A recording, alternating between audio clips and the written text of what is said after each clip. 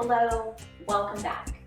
Today we're going to work on Warrior II or Virabhadrasana II. This is a pose that you have probably practiced within a flow practice. So it often accompanies other poses like Warrior I, or you're moving from a lunge pose and Warrior II is folded into that sequence. I'm going to set it up individually today so that we can see the different ways to set it up so we feel grounded in our space through our feet and into our legs and really understand the dynamic of this powerful pose. The first thing we're going to do is move into a downward facing dog. So nice, strong foundation through the hands. Gently pressing down through the heels, but having a nice bend through both of these. Really pressing the earth away, rolling the shoulder blades apart, and allowing the heart to soften down towards the floor. On your next breath in, soften the elbows, soften the knees, and this helps to really ground even more into our foundation.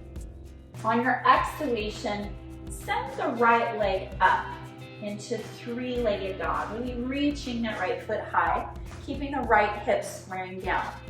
Take a breath in, exhale, hug the knee in towards the chest, stepping your right foot to your right thumb. From here, keep your right foot anchored down, pivot your left heel down.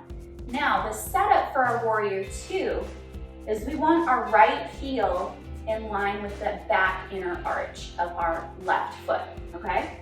Take a breath in, wave the spine long. As you exhale, walk your hands to the long side of your mat.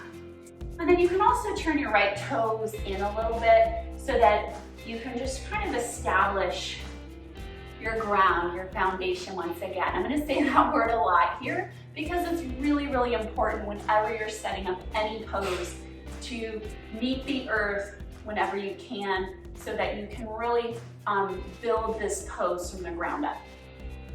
And just take a few moments here to maybe bend into one knee and then the other. Making your way back through center, tense your fingertips underneath your shoulders. Flaring the toes out, heels draw in, deep breath into ground. As you exhale, press into the floor, slowly roll it up to the top. Even extend this energy out through the fingertips and unfurling the arms out from the shoulders. Turn your right toes forward. Angle your left heel back, so returning to that alignment with our front heel in line with the back inner arch. Arms are extending. Now we can bend into that front knee. Now notice that my torso, sometimes in this pose, we want to kind of reach forward because we're moving over that right knee. Instead of leaning with the right side body, align the shoulders over the hips. Another thing that we can pay attention to here is the right hip often wants to drop down, the part, the hip where our knee is bending wants to dip down. So you can take your fingertips here and just kind of angle the right hip up so that our hips are nice and level with the earth. Check in with your right knee. Make sure it's not extending past the right ankle. We don't want to pressurize our knee. If we're going to hold this pose for any length of time, we want to make sure that our knee joint is safe. All right, so coming back into our Warrior II, rounding down through the edge of that left foot. Again, shoulders are aligned over the hips, nice and strong through the arms.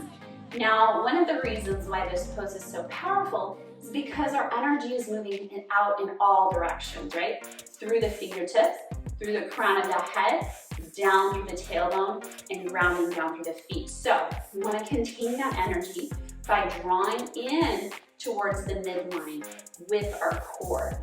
So lengthening up through the crown of the head, drawing everything inward, maybe dropping the hips a little bit more here to bring more engagement in the right quadricep.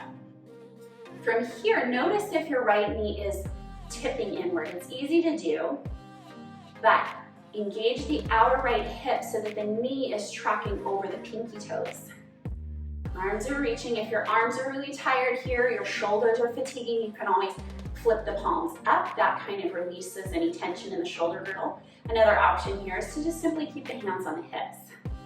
You can take your gaze over the right hand or right shoulder and stay here for a few deep breaths.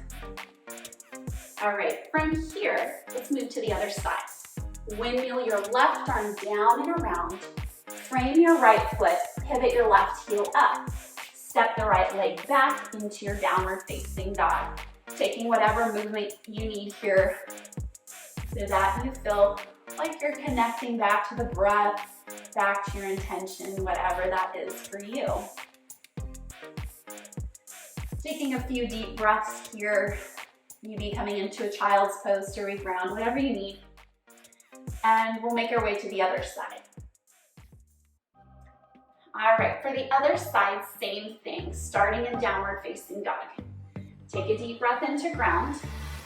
Exhale, left leg lifts this time, three-legged dog, keeping the left hip square. Inhale. Exhale, hug the knee in, rounding the back, stepping your left foot to your left thumb.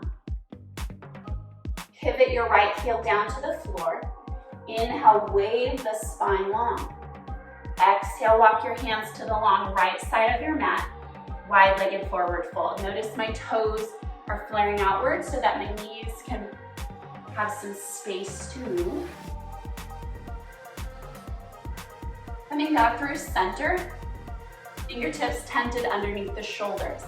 Deep breath to ground. Exhale, press into the earth, roll up to the top. Releasing the arms out from the shoulders, turn your left toes forward. Angle your right heel back.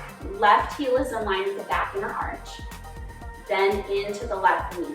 Make sure your stance is nice and wide so the knee isn't extending past the ankle. Soften through the shoulders.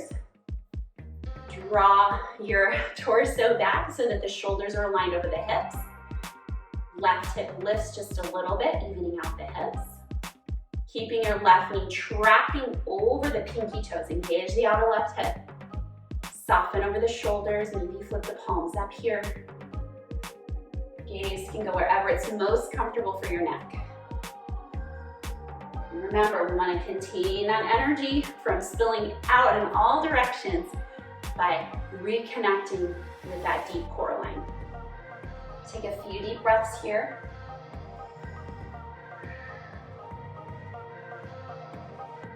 Breath here. On your exhale, windmill the right arm down and around. Step it back and return to your downward facing dog. Thank you for joining me for this Warrior II breakdown. If you would like any other tutorials on any other poses, please leave a comment down below and I will be happy to create that for you. Thank you so much for joining me. Namaste.